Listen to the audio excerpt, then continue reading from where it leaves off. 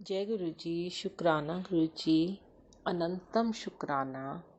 वाहिगुरु जी का खालसा, वाहिगुरु जी की फतेह। ओम नमो शिवाय। शिव जी सदा सहाय। ओम नमो शिवाय। गुरु जी सदा सहाय। संगत जी, श्री गुरु नानक देव जी की साखी को सर ढक कर सुने।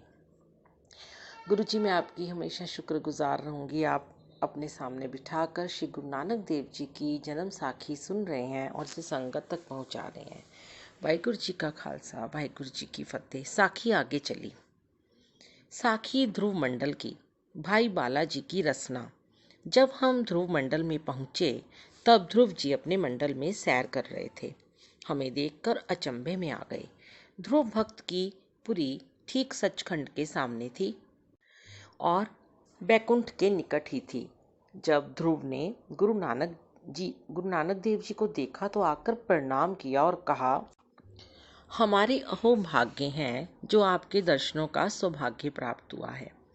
गुरु जी ने कहा, हे भक्तवर, शुद्ध सात्विक भाव जो विष्णु में और मुझ में है वही आप में भी है, क्योंकि आप भी विष्णु जी के निकटवर्ता हो। तब ध्रुव ने कहा, हे महाराज, यह स्थान अत्यंत आगम्य है, यहाँ आप आ सकते हो। प्रत्येक पुरुष यहाँ नहीं आ सकता, इसलिए आप ही धन्य हो। यह कहकर नमस्कार किया। गुरु जी ने कहा, हे भक्त जी, सतनाम की कृपा से पवन सवार होकर यहाँ सुगम ही आ गए हैं। परमात्मा की सहायता है। फिर गुरु जी महाराज ने मर्दाने को वहाँ छोड़ दिया और मुझे बाले साथ लेकर अखंड पर्वत पर गए। पहले गुरु जी ने ध्रुव को विष्णु का रूप दिखाया, फिर अपना रूप दिखाया। तब ध्रुव भगत ने कहा, हे नानक देव, आप धन्य हो। आपने कल युगी जीवों के उद्धार के लिए अवतार धारण किया है। आपकी महिमा अनंत अपार है। आपके पवित्र शब्दों का कीर्तन करके कल युग के जीव सदगति को प्राप्त करेंगे। आप धन्य हो। तब गुरु जी ने कहा, हम विष्णु जी के धाम को जाएंगे। कलयुग संबंधी वार्ता करके फिर संसार की ओर जाने का विचार है। तब ध्रुव ने कहा, हे नानक देव, तुझमें और पार ब्रह्म में कोई भी भेद नहीं है। मैं पहले आपको और विष्णु जी को दो रूप जानता था, परंतु मेरे हृदय के पटल खुल गए तथा दोनों को ही एक रूप जानने और मानने लगा हूँ। आप धन्य हो। आप षोडश कला पूर्ण भगवान हो। आप पर उस परमात्मा की अपार कृपा हुई है। आपका गुणगान करके संसार का उद्धार होगा। हे नानक देव, जहाँ आपकी इच्छा हो वहाँ जाने में सामर्थ हो। तब गुरु जी ध्रुव भक्त से विदाई लेकर आगे चले। सचखंड की साखी। फिर गुरु जी उस स्थान पर पहुँचे जहाँ महान प्रकाश है और प्रकाश रूपी सिंहासन पर निरंकार स्वयं विराज रहे हैं और देवी देवता अवतार अपने अपने हाथ बांधे हुए आज्ञा की प्रतीक्षा में खड़े हैं। वह प्रकाश लाखों ही चंद्रमाओं के प्रकाशों से परम सुखदायक शीतल प्रकाश है। तब गुरु जी ने वहाँ स्तुति की। विष्णु जी की उपस्थिति में वह स्थान परम रम्य हो रहा था। तब भगवान ने प्रेम से कहा, आओ नानक देव, तुम तो सदैव मुझ में मिले हो। तुम में और मुझ में कोई भी अंतर नहीं है। तुमको सत्य नाम के उपदेशार्थ संसार में भेजा है। तब गुरु जी ने कहा, हे सर्वज्ञ, जहाँ आपकी आज्ञा थी वहाँ सत्य नाम का प्रकाश मैंने किया है और जहाँ जो आज्ञा होगी वहाँ मैं पूर्ण करूँगा। यह कहकर गुरु जी ने शब्द कहा। शब्द श्री गुरु नानक देव जी। सो दर तेरा केहा, सो घर केहा, जितबै सरब समाले, वाजे तेरे नाद अनेक असंखा, केते केते वामन हारे। केते तेरे राग परिस्यो कहिए, केते तेरे गावण हारे। गावन तुधनो पवन पानी बैसंतर, गावे राजा तरम द्वारे। गावन तुधनो चित गुपत लिख जानन, लिख लिख तरम विचारे। गावन तुधनो ईश्वर ब्रह्मा देवी, सोहन तेरे सदा सवारे। गावन तुधनो इंद्र इंद्रासन बैठे, देवते आदर नाले। गावन तुधनो सिद्ध समाधि अंदर, गावन तुधनो साध विचारे। गावन तुधनो जति सती संतोखी, गावन तुधनो वीर करारे। गावन तुधनो पंडित पढ़न रखी सर, जुग जुग वेदा नाले।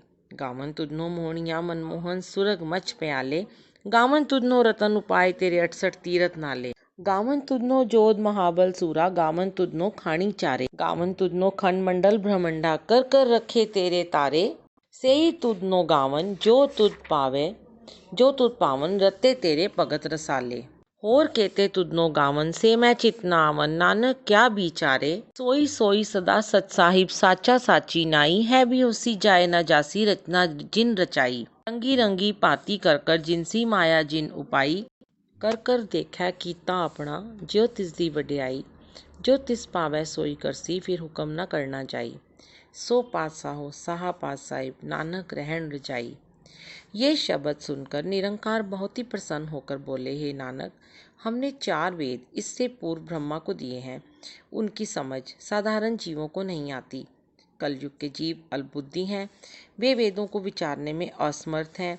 अब तुम मातलोक में जाकर 5वें वेद का प्रकाश करो, जो सुगम भाषा में होगा।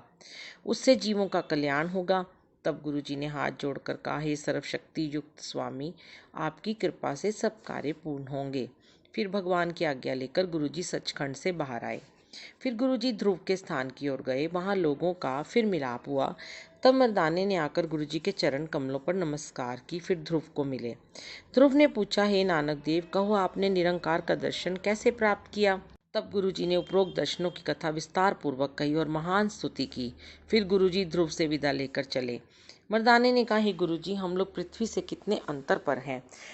तब गुरुजी ने कहा, इस समय पृथ्वी से 40 लाख योजन ऊंचे हैं और ध्रुव का स्थान 39 लाख योजन की ऊंचाई पर है और निरंकार का आसन ध्रुव से 1 लाख योजन की दूरी पर है। तब मर्दाने ने पूछा, हे महाराज, उसके आगे क्या है? गुरुजी ने कहा, हे मर्दाना, उस करतार की अपार महिमा है, इसलिए कुछ कहा नहीं जाता। हमें जो उसने अपने दर्शन दिए हैं, ये उसकी अपार कृपा है। उसकी महिमा परे से परे है, कोई पार नहीं पा सकता, इसीलिए उसे अनंत अपार कहा जाता है। अपनी महिमा आप ही जान सकता है। ये मूर्ख संसार अवतारों को ही परमेश्वर मानकर रह गया है। अनेक पुरियां उस मालक ने सृज रखी हैं। तब मैं, बाला और मर्दाने ने कहा, हे गुरुदेव, हम भी पुरुषों के दर्शन करना चाहते हैं। गुरुजी ने कहा, तुम लोग नेत्र बंद करो। जब हमने नेत्र बंद किए तो अनेक दिव्य से दिव्य पुरियों के दर्शन हुए। जहाँ जहाँ हम लोग पहुँचे वहाँ अनेक समुद्र, पर्वत, वन और सृष्टि एक से बढ़कर एक देखी। अनेक रवि, चंद्रादिक तारागण प्रकाश करते देखे। जब हमने अपने नेत्र खोले तो हम गुरुजी के सामने बैठे हुए थे। फिर हमने गुरुजी के चरणों में प्रणाम किया और कहा, हे सदगुरुदेव, आप धन्य हो। जो कुछ भी हमने देखना था वे आपकी कृपा से देख लिया है। तब गुरुजी ने कहा, हे मर्दाना, जिस पर वह ईश्वर कोप करता है तो उसकी बुद्धि मलिन हो जाती है। बुद्धि मलिन होने के लक्षण सुनो। जिसकी बुद्धि नाश होती है वह मूढ़ पुरुष अपने आप को ईश्वर जानने लगता है और कलयुग में अपने को ब्रह्मा मानने वाले हिरण्याक्ष दैत्य के जैसों अनेकों पैदा हो जाएंगे। और जिस पर परमात्मा की कृपा होती है वह अपने आप को उस परमात्मा का दास मानता हुआ उसी के ध्यान में निमग्न रहता है।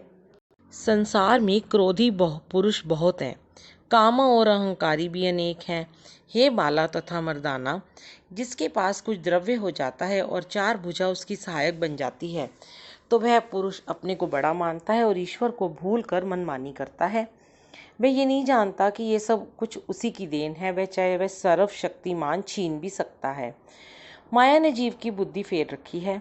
मर्दाने ने कहा, हे गुरुदेव, जो कुछ भी आपकी पवित्र रसना से निकलता है वह पूर्णतः सत्य है, इसमें कोई भी संदेह नहीं है। तब मर्दाने ने कहा, अब हम कौन से पहाड़ पर हैं? फिर गुरुजी ने फरमाया कि इस समय हम कलका नाम के पर्वत पर हैं। फिर गुरुजी के साथ हम लोग थी बंदर सूरत, बंदर चपटा बंदर और नकटा बंदर, वहां से मछली बंदर और लाहड़ी बंदर के रास्ते नीचे की ओर चलते गए। साखी सीला पर्वत की। इसके पश्चात हम लोग गुरुजी के साथ सीला पर्वत पर आ गए। मर्दाने ने पूछा, ये पर्वत धरती से कितना ऊंचा है? तो गुरुजी ने कहा, हे मर्दाना, अब हम 11 लाख योजन पर आ गए हैं। मैंने पूछा, हे गुरुदेव, जहाँ पर निरंकार का आसन है उस पहाड़ का नाम क्या है? गुरुजी ने कहा, हे बाला, उस पर्वत का नाम निर्विकार है। मर्दाने ने कहा, हे गुरुदेव, क्या इस सीला पर्वत पर कोई महापुरुष है अथवा नहीं? गुरुजी ने फरमाया कि इस स्थान पर कोई भी महापुरुष नहीं है। तब मर्दाने ने कहा, हमें भूख लग रही है। गुरुजी ने संकेत करके कहा कि ये जो सामने पहाड़ नजर आता है उस पर फल पके हैं, वहां जाकर खा लो और कुछ तोड़कर भी ले आना। मर्दाना वहां जा पहुंचा और फल खाने लगा। स्वाद फल थे। मर्दाना बहुत ज्यादा खा गया तो कुछ फल गुरुजी के आगे आकर धरे। गुरुजी ने मुझे बाले को कहा, खाओ। हमने कहा कि आप भी खाओ। गुरुजी ने मर्दाने को कहा कि और ले लो। मर्दाना ने कहा, मेरा तो पेट भरा हुआ है। फिर कहा, हे गुरुदेव, ये अमृत फल व्यर्थ ही जाते होंगे क्योंकि यहाँ कोई खाने वाला नहीं। गुरुजी ने कहा, हे मर्दाना, यदि भोगने वाला ना हो तो वहाँ भोग उपलब्ध नहीं होते। मर्दाने ने कहा, हे गुरुजी, यहाँ हमें तो कोई जीव नजर नहीं आता। गुरुजी ने कहा, हे मर्दाना, एक गुप्त सृष्टि ईश्वर ने रच रखी है। ये फल उस गुप्त सृष्टि के लिए लगा रखे हैं। उन गुप्त महापुरुषों में और निरंकार में अभेदता मानी जाती है। तो मर्दाने ने कहा, हे महाराज, यदि हम यहाँ ही निवास करें तो क्या हर्ज है? गुरुजी ने कहा, हे मर्दाने, तुम फलों के स्वाद पर अनुराग रखते हो। मर्दाने ने कहा, गुरुजी, यहाँ वहाँ जाकर भी निवास करना है और यहाँ भी निवास करना है, इसलिए यहाँ ठहरना श्रेयस्कर है। परंतु गुरुजी की आज्ञा से हम सब लौटने को तैयार हुए। आहार गिरी की साखी। वहाँ से गुरुजी के साथ ही हम आहार पर्वत पर आ गए। पूछने पर गुरुजी ने बताया कि इस स्थान का नाम आहार पर्वत है और पृथ्वी से 9 लाख योजन पर है। तब मर्दाने ने कहा, हे महाराज, आप कहते थे कि यहाँ पर साधु हैं, वह कहाँ है? तब गुरुजी ने कहा कि वह साधु यहाँ ही है। तब एक साधु कुटिया से बाहर आया। उस साधु ने कहा, आप कौन हैं? गुरुजी ने कहा, मेरा नाम निरंकारी है। तब साधु ने कहा, क्यों, तेरा नाम नानक निरंकारी है? तब उसको गुरुजी ने कहा कि तुम हमें किस प्रकार जानते हो? उस साधु ने कहा कि मेरे गुरु ने मुझे बताया हुआ है। गुरुजी ने कहा, तेरा और तेरे गुरु का क्या परिचय है? उसने कहा, मेरे गुरु का नाम शीलसेन है और मेरा नाम कल्याण है। मुझे गुरु ने एक दिन कहा था कि नानक निरंकारी ने अवतार लिया है। त्रेता में यही राम था, उसके पास हम रहते थे।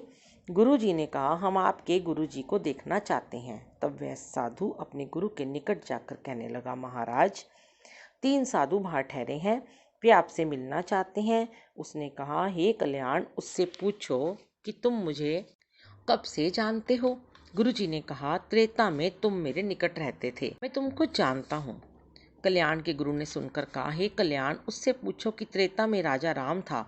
फिर गुरुजी ने कुछ विस्तार से कहा। फिर कल्याण ने अपने गुरु की आज्ञा से आकर कहा कि आपको मेरे गुरु बुला रहे हैं, भीतर चलकर दर्शन दो। गुरुदेव जी हमें साथ लेकर साधु के पास गए। जाकर गुरुजी ने सत्य करतार की ध्वनि की। शीलसेन ने हमारा स्वागत किया। हम वहीं बैठ गए। शीलसेन ने गुरुजी की प्रदक्षिणा की और गुरुचरणों पर दंडवत प्रणाम किया। धन्य हो राजा राम, पर दुख निवारण हारे, भवजल से तारन हारे हो। फिर कल्याण को शीलसेन ने भोजन प्यार करने की आज्ञा दी। भोजन तैयारी के पश्चात कल्याण ने कहा, हे महाराज, भोजन तैयार है। गुरुजी ने बाले और मर्दाने को भोजन पाने की आज्ञा दी। शीलसेन ने गुरुजी के आगे प्रार्थना की कि आप भी पधारिए। तब गुरुजी ने आगे कहा, शील संयम की भुगत हम खाई, बहुत भूख नहीं लागे, हम माते हैं राम रसायन, 8 पहर घुनराते। ये सुनकर शीलसेन ने कहा, हे नानक, तुमको तो प्रभु की ही भूख रहती है, परंतु हमारा कल्याण कैसे होगा? तब हम तीनों ने प्रसाद पाया। तब शीलसेन बहुत प्रसन्न हो गया। शीलसेन ने कहा, आज प्रत्यक्ष राम को देखा है। गुरुजी 5 रोज वहीं रहे। कवि का कथन। वहाँ से बने गुरु अंतरधारी, शील पर्वत से करी उतारी, पूछे बाला अपने गुरु को, कितने योजन आए तहाँ सो? तब बाले ने पूछा, शील पर्वत से शीला पर्वत कितना ऊंचा है? गुरुजी ने कहा, 1 लाख योजन ऊंचाई पर है। फिर हम घिरन पर्वत पर आ गए। गुरुजी ने कहा, इसका नाम घिरन पर्वत है। मर्दाने ने कहा, हे गुरुवर, क्या यहाँ भी कोई महापुरुष है? गुरुजी ने कहा, हे मर्दाना, वहाँ भी एक पुरुष है। मर्दाने ने उसके दर्शन की लालसा प्रकट की। उस पर्वत पर एक तालाब था। गुरुजी यहाँ स्नान करने गए तो वह ऋषि वहाँ आ गया। आते ही कहने लगा, ऋषि ने कहा, हे भाई, इस तालाब में तू स्नान किस लिए करता है? तू यहाँ इस प्रकार बैठ गया है जैसे कुमेर ऋषिवर सुमेर पर बैठा है और कभी हलचल को प्राप्त नहीं हुआ। तब गुरुजी ने कहा, स्नान एकम कारम, स्वाग सत गुरु भंडारम, कुमेर चित ठहर, मीन नानक गोविंद जल तरंगम।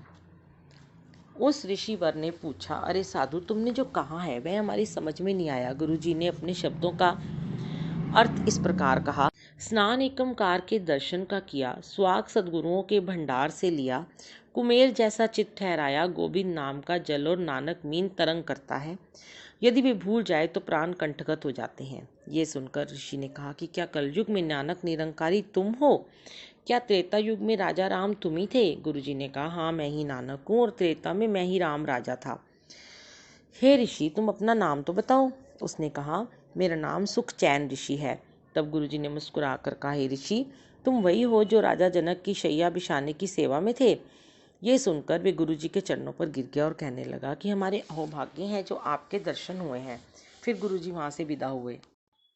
अब उल्का पहाड़ पर आ पहुँचे। गुरुजी ने कहा, हे मर्दाना, इस पर्वत का नाम उल्का है। इसके आगे घुराट बंदर आएगा, फिर मछली बंदर आना है, उसके आगे भारत खंड में पहुंच जाएंगे। हे मर्दाना, एक ऐसा खंड है जिसका नाम अभंजनी खंड है।